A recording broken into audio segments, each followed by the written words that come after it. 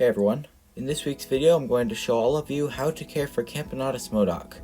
In the background I will be showing you all a process of me moving my Camponotus colony into a new nest. Enjoy this week's video. Let's start off with the distribution. Usually Camponotus Modoc can be found through eastern and central Canada and around the United States. They're common in eastern and central United States and lower regions of Canada. The queen size is usually 15 to 18 millimeters, and the worker size is between 6 to 14 millimeters. What makes Camponotus, most Camponotus species in general, really interesting is that they're polymorphic, which means that some workers have different roles in the colony. For instance, there are bigger majors, which cut up their food, and then the smaller minors, which take care of the eggs. Their natural habitat is usually found in trees, logs, and occasionally people's houses. They're usually nocturnal, however occasionally they will forage in the daytime.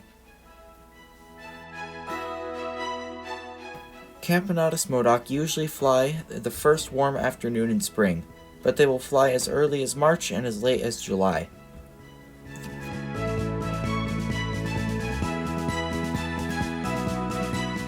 Camponotus Modoc are fully claustral, which means you do not need to feed them before she has her first workers. You just have to put her in a test tube full of water and leave her in the dark for a few months.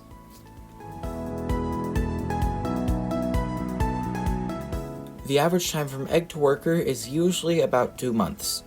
For beginner colonies, before the queen has her first workers, it usually takes about 3 months for her to have her first workers, but for a standard colony, it takes about 1 to 2 months for an egg to go to a worker.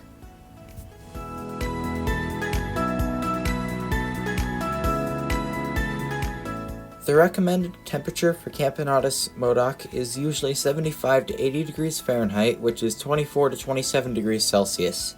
Camponotus Modoc is a heat-loving ant, so a heating cable is preferred. You should also hibernate them at roughly 45 to 55 degrees Fahrenheit, which is about 8 to 13 degrees Celsius. Their preferred foods are insects, including crickets, termites, fruit flies, houseflies, mealworms, spiders, grasshoppers, and cockroaches, etc. They also like sweets, including sugar water, honey, syrup, and a variety of fruits.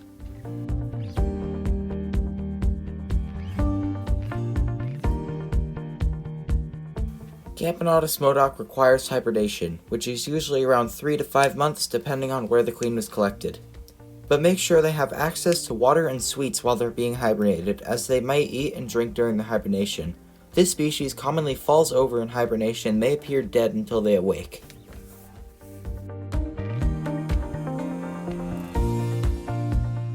This species is a great beginner species, but they grow quite slowly. This species is great for someone with patience, because once they have their first workers, they're a very rewarding type of ant to keep.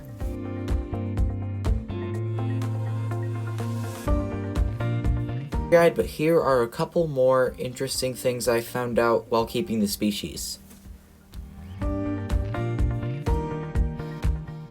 When you catch queen ants of this species, I would recommend catching more than one queen because the likelihood of the queen dying is actually pretty high compared to some other species, at least in my experience.